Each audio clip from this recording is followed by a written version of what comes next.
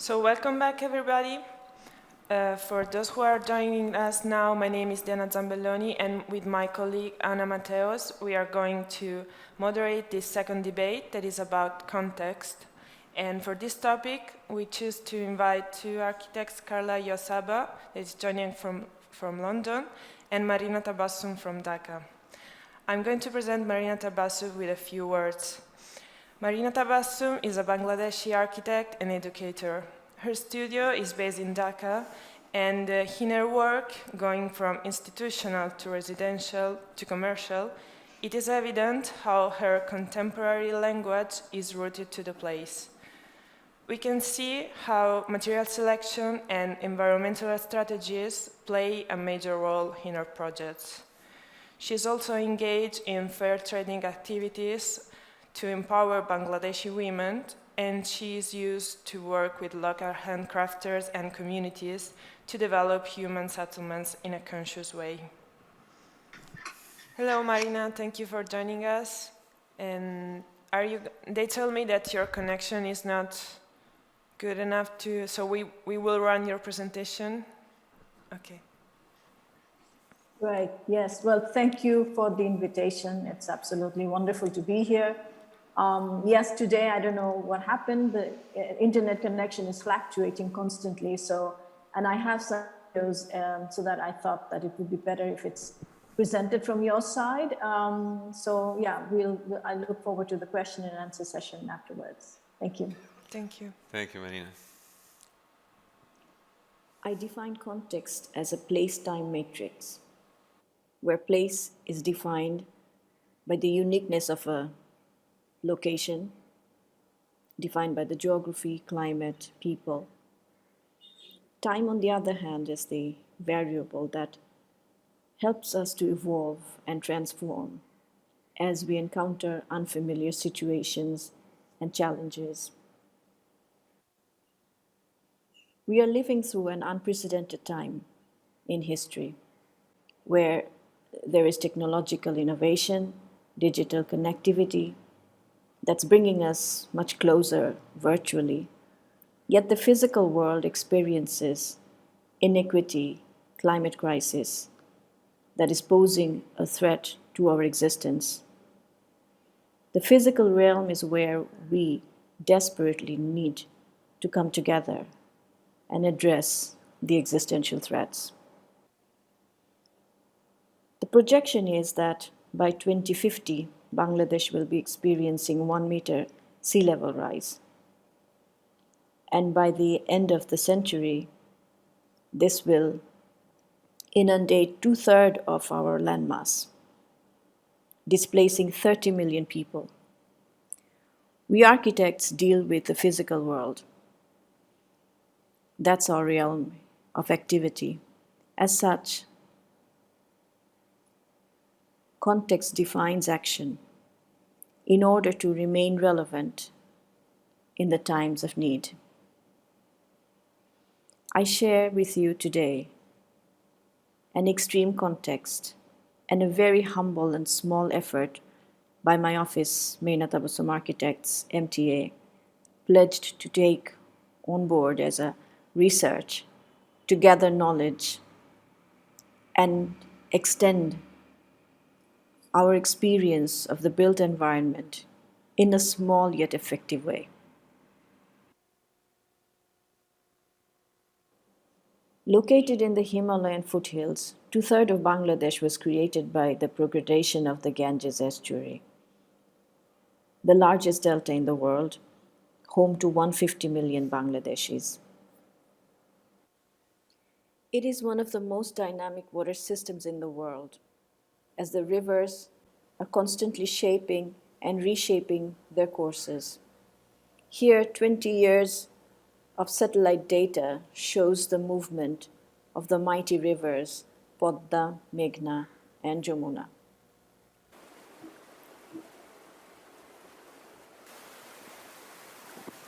Due to the heavy flow of glacial water, compelled with monsoon rain, the summer months experience high current in the water system that causes the river banks to erode, washing away homesteads, villages, small towns.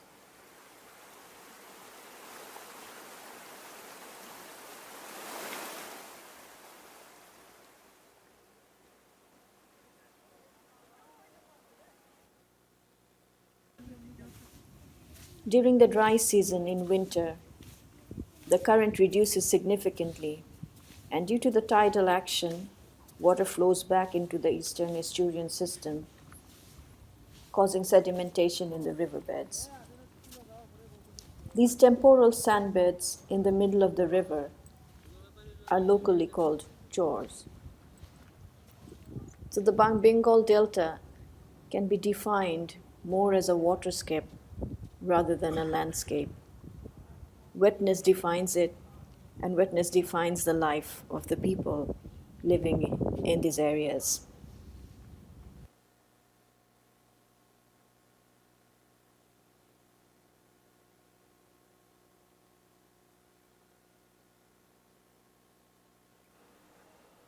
This constant interplay of erosion and emergence affects thousands of people living on the banks of the rivers, rendering them homeless, landless.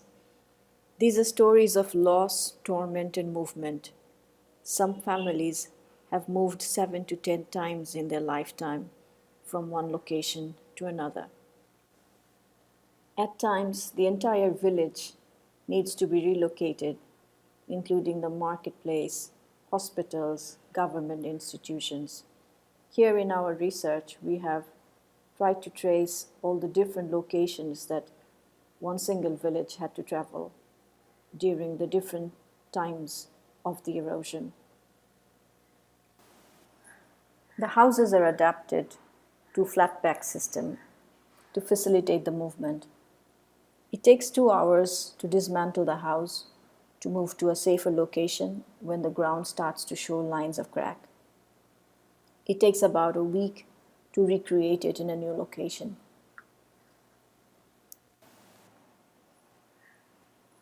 These mobile form of houses can be bought or ordered in a local market. For the Sharjah Architecture Triennial, we bought 3 houses and shipped them to Sharjah, where we showcased all our research findings. We also showcased personal stories such as village doctor Nazrul Islam, who inherited his grandfather's 60-year-old house that moved 7 different locations. The entire area is dotted with such personal stories. In the Sharjah Architecture Triennial, we were given a courtyard inside the venue, an abandoned school. Here on the left, you see the houses in their own context in Bangladesh. And on the right is in the context of Sharjah. These houses cost between $1,000 to $4,000 US. Only the lower and middle income families can afford. But there are families who cannot afford to pay for such a house. These are the ultra low income or no income population of the world who live off the land, has 0 carbon footprint, yet victims of climate change. Keeping the ultra low income population in mind, in our office, we designed a modular mobile structure with bamboo and steel joints that is lightweight, easy to assemble and disassemble with 3 people, and low in cost.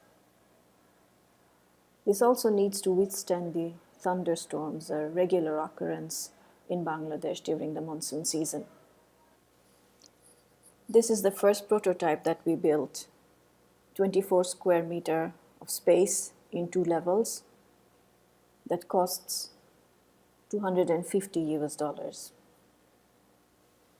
Architects from our office, 2 of them, as you can see in the image, built the structure.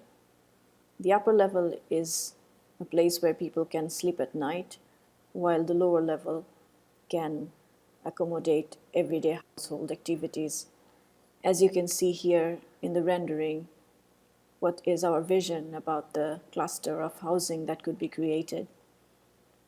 This is also a kind of a structure that could help during the flood times, especially during the flash flooding in the northern part of Bangladesh, where the lower level, if it gets inundated, can house people on the upper level. The mobility of the structure can also help it to be shifted to other places, maybe rendering a space for income generation as the lower level becomes a place where people can generate their income, and the upper level could be used for their own stay. Here are the images of the prototype structure where you see the upper level, the ladder made out of bamboo that takes one up, and the steel joints. After making this prototype, we decided to take it to the shores of Bangladesh. And this is the location, as you see in the left corner, where we are taking our houses. So we took 4 of these houses. This is the boat that takes one from Dhaka to Chor Bhoirobi. And then from Chor Bhoirobi, you need to take a boat to Chor Hijla. So the entire journey is quite tedious.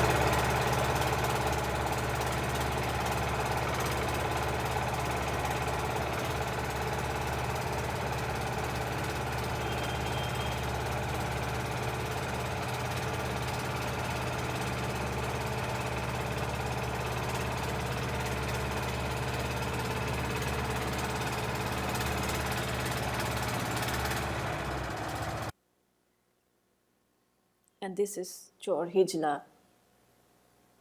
And the upper horizon, that's where the river is. And this, what you see here, is actually the Chor, and in between is some water which goes down during the low tide.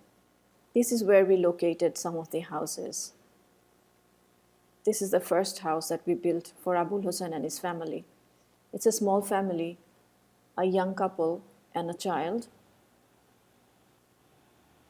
We built this house, which is a 20 square meter house with a toilet facility in the front. This is the old house that he had built with tall grass, facade, and tin roofing. Here you see the house that we have built for him. Here one of our team members spent the night, for the first night, to test the structure. So here we employed all the different elements that you can find in the Chor. So the facades are made out of tall grass, and the steel joints and bamboos we took with us from the mainland. This is for another family, which is a larger family with 4 children, and we gave them 2 modules. Here you see the 2 modules being erected. So this is a space frame structure which is really sturdy and is able to withstand the thunderstorms. As you can see, there is hardly any trees anywhere around, so the wind pressure is very high. Here you see the 2-module house. Right next to it is the house that they originally built for themselves. And what we did is we did not build any facade on the lower level. We expected the household to make their own facades. So what they did later on is they took the facade from the old house and built the entire house on their own in the lower level. This is the ground level where daily activities take place: cooking, cleaning, keeping the household activities going. And in the upper level, as you see here, they have the beds and the children enjoying themselves on the upper deck, a horizon that they have never seen in their lifetime. Because of the elevation, they're enjoying the view of the rivers. Here is our team of architects. This entire project is done voluntarily by young architects who work with us in our office, and also from different parts. So these children do not have any school to go to because they live in the chor and there is no running water, no electricity. So they basically have no connection to education. So we gave them books, pencils to draw, papers, and they are absolutely excited by this generous gift from us. And so this is how we are trying to focus on this entire project, to give people a certain kind of a living, a better living environment, which is of dignity. Here's our team of architects. So at the moment we have about 4 houses in the chores, and we are monitoring their movement and how they are adapting to the whole new house situation. We've had a couple of thunderstorms by this time, and so far the structures have withstand quite well to the natural circumstances. The people are quite happy, but there is about 20 families in this chore where we are building. The other families are also asking for or requesting if they can have a house of that sort. So we plan to build about 100 houses in this year, so that we're able to at least begin this whole activity of being able to provide a certain kind of a help or assistance to the people who really desperately need our help.